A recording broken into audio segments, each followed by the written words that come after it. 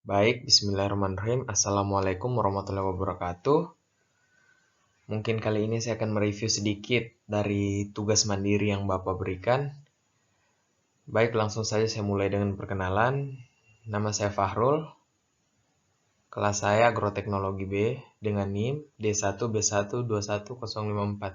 Dengan dosen yang mengajar di mata kuliah saya yaitu Dr. Laude Muhammad Harjoni Kilowasit SP. Baik, kita langsung saja ke pertanyaannya. Seperti pada tabel yang saya tampilkan bahwa ada 5 buah soal yang bisa teman-teman dan Bapak sekalian lihat. Mungkin saya akan mulai dari nomor 1. Isilah perhitungan kebutuhan kalori Anda tiap hari. Lihat tabel contoh.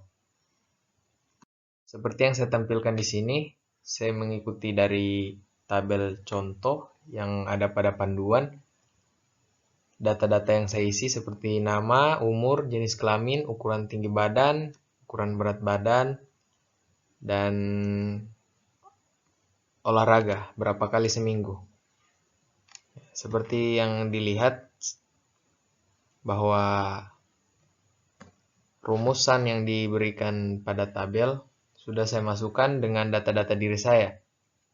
Sehingga bisa dilihat dengan hasil 1710,923. Lalu kita presentasikan dengan rata-rata kebutuhan kalori per minggu. Maaf, maksud saya per hari. Jadi saya kalkulasikan jadi 1710 yang tadi, 923 dikali 1000,375 kilokalori. Sehingga menghasilkan 2352,52 kilokalori. Itu kebutuhan kalori untuk saya. Baik, kita ke pertanyaan nomor 2. Buatlah pertanyaan pada level membangun konsep dari informasi pada setiap gambar di atas dan kaitannya dengan kebutuhan kalori Anda dan kelas agroteknologi B. Pertanyaan mengacu kepada konsep, definisi, prinsip, dan elemen dalam ekologi pertanian. Kita langsung masuk ke gambar yang pertama. Di gambar pertama saya peroleh 3 pertanyaan dan 3 jawaban. Seperti 1. Apa saja yang mempengaruhi intensitas radiasi matahari terhadap sifat fisiologis tanaman pada gambar? Yang mempengaruhi contoh-contohnya yaitu 1. Laju fotosintesis, laju transpirasi, produksivitas hormon auksin, dan yang kedua, apa alat yang digunakan untuk mengukur lahan dalam praktikum lapang? Yaitu menggunakan meteran atau menggunakan GPS melalui HP. Dan jika lahan tersebut terlalu luas, gunakan alat yang bernama theodolit. Yang ketiga, bagaimana cara menentukan tanaman apa yang cocok jika dilihat dari bentuk lahan? Jika dilihat dari topografi lahan tersebut, memiliki tingkat erosi yang rendah, mempunyai kedalaman yang efektif, mudah diolah, tidak terancam banjir. Jadi tanaman yang cocok yaitu tanaman semusim dan tanaman pertanian pada umumnya. Contohnya jagung. Baik, kita masuk ke gambar kedua. Dari gambar tersebut saya peroleh 2 pertanyaan. Yang pertama, apa yang diperhatikan di kondisi lahan tersebut jika ingin menjadikannya sebagai lahan pertanian? Yang pertama, kita harus memberantas gulma yang ada sehingga tidak mengganggu pertumbuhan tanaman, meratakan tanah yang masih tidak rata, menyatukan pupuk dengan tanah, mengatur jalur irigasi, dan lain-lain. Yang kedua, bagaimana cara mengetahui tanah tersebut subur dan bagaimana cara menyuburkannya. Bisa kita ketahui kalau tanah tersebut subur, kadar pH-nya normal, banyak ditumbuhi tanaman, memiliki tekstur lempung, dan salah satu cara untuk menyuburkan tanaman ialah dengan memberi material organik, perbanyak pupuk kandang, dan memaksimalkan pupuk kompos serta didukung dengan curah hujan yang cukup. Baik, kita lanjut ke gambar yang ketiga, yang C. Saya peroleh 2 pertanyaan dari gambar tersebut. Yang pertama, apa saja kendala pada lahan yang memiliki kondisi tanah yang kekurangan air? Kendala-kendala tersebut adalah terlalu besarnya pori-pori tanah yang mengakibatkan infiltrasi tinggi sehingga tidak dapat menahan air, serta memiliki kadar garam yang tinggi sebagai dampak dari kombinasi tingginya evapotranspirasi akibat suhu yang tinggi dan tingginya infiltrasi akibat tanah yang terlalu porous. Dan yang kedua, bagaimana cara penanganan lahan yang berkendala dengan kekeringan? Yang pertama, membuat jalur irigasi, membajak lahan, membuat jalur pengairan limbah, dan menaikkan porositas. Baik, kita lanjut. Ke gambar keempat atau D, gambar D. Yang pertama, ada pertanyaan apa yang dapat disimpulkan jika melihat gambar di samping.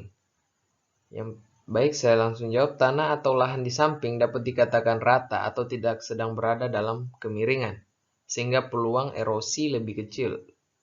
Tanah tersebut dapat dikatakan subur karena lahan tersebut ditumbuhi banyak tumbuhan yang mampu menyediakan nutrisi dasar yang dibutuhkan. Pertanyaan kedua yang saya peroleh yaitu apakah lahan tersebut dapat dijadikan lahan pertanian?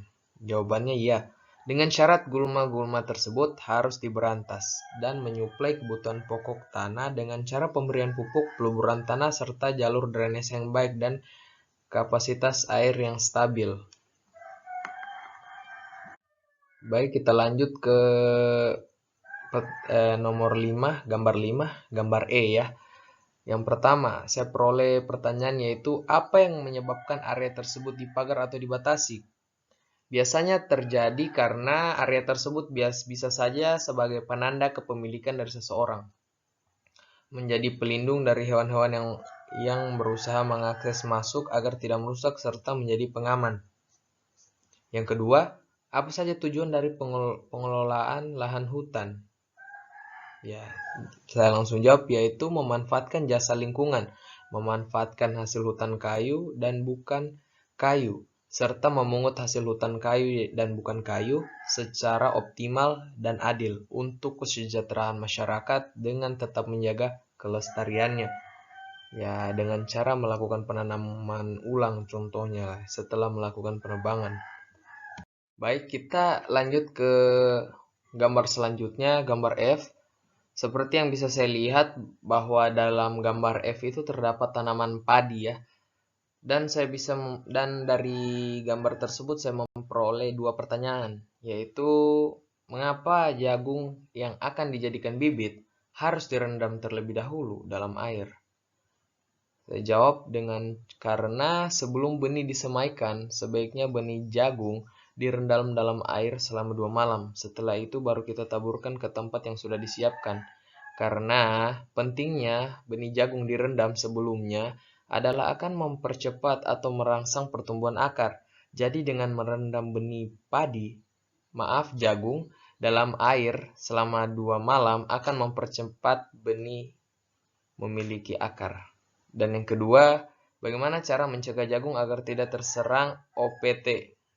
Ya, dengan cara penerapan pergiliran tanaman, penanaman serentak, pemusnahan ulat, dan penyemprotan insektisida cair. Baik, kita lanjut ke gambar selanjutnya yaitu gambar G. Yang bisa saya perhatikan bahwa di gambar tersebut terdapat pohon jeruk ya. Pohon jeruk. Dan saya membuat dua pertanyaan dari gambar tersebut yaitu di mana pohon jeruk bisa tumbuh dengan subur. Rata-rata jeruk lebih berkualitas bila ditanam di lokasi yang memiliki cuaca hangat dengan sinar matahari yang cukup, tapi tidak boleh lebih ya, karena dapat mengganggu tanaman jeruk juga.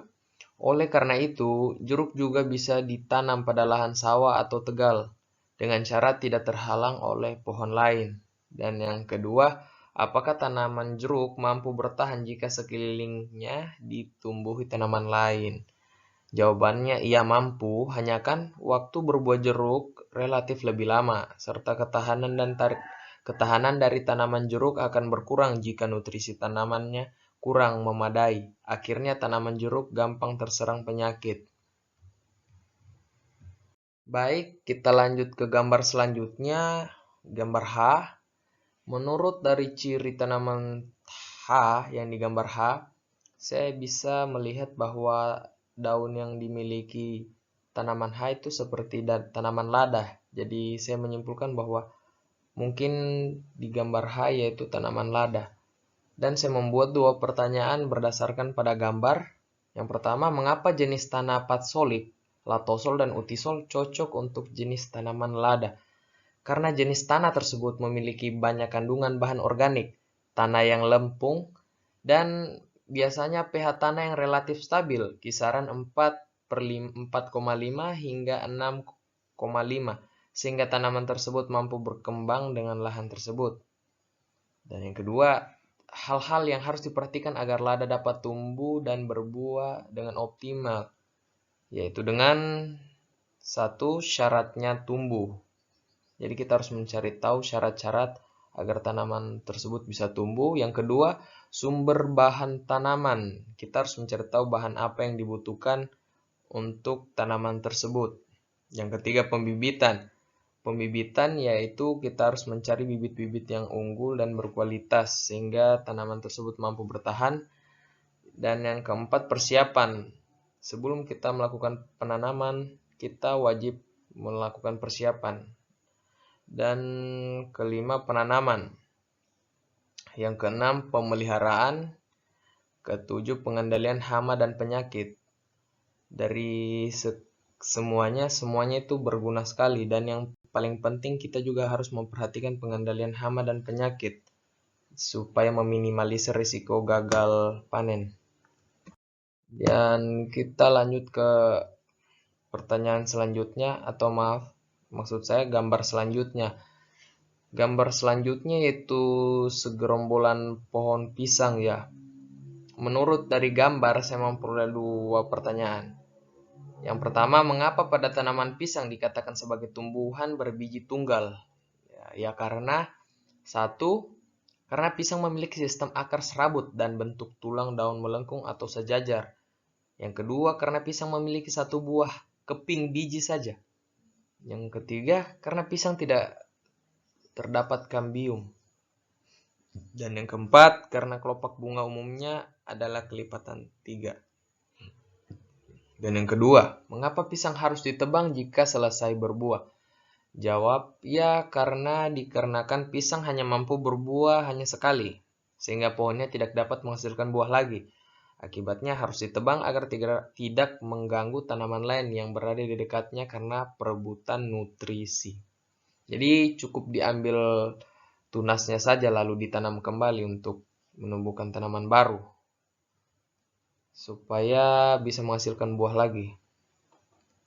Baik, kita lanjut ke gambar terakhir atau yang gambar J ya.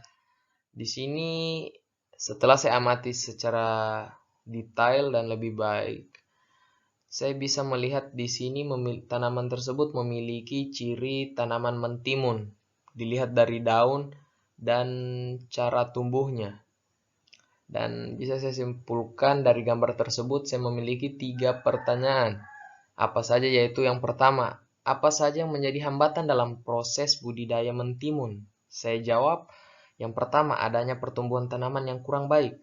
Yang kedua, tanaman sering terserang hama dan penyakit. Biasanya sering terserang hama ya bisa jadi dari kelelawar ataupun serangga-serangga yang menjengkelkan dan membuat tanaman tersebut rusak. Dan yang ketiga, kurangnya sumber air yang diperlukan.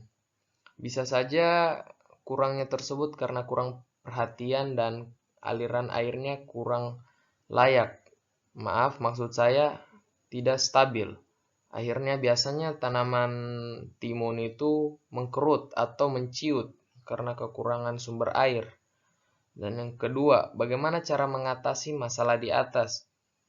Saya jawab yaitu dengan cara mengganti tanaman dengan benih yang baru, melakukan penyemprotan insektisida secara manual, dan melakukan penyiraman secara teratur. Tapi sekarang banyak juga budidaya timun dengan cara hidroponik sehingga tidak terlalu banyak memakan lahan. Dan yang ketiga, kapan atau berapa lama pasca panen dari mentimun? Ya, jawab, masa panennya menurut artikel yang saya dapat berlangsung 1 sampai 1,5 bulan. Terkadang panen dapat dilakukan setiap hari, umumnya diperoleh 1 sampai 2 buah setiap kali petik. Baik, mungkin itu saja review dari saya. Lebih dan kurangnya mohon dimaafkan, karena saya juga manusia. Sekurangnya dari saya minta maaf, dan jika ada lebihnya, datangnya dari Tuhan. Akhir kata, Assalamualaikum warahmatullahi wabarakatuh.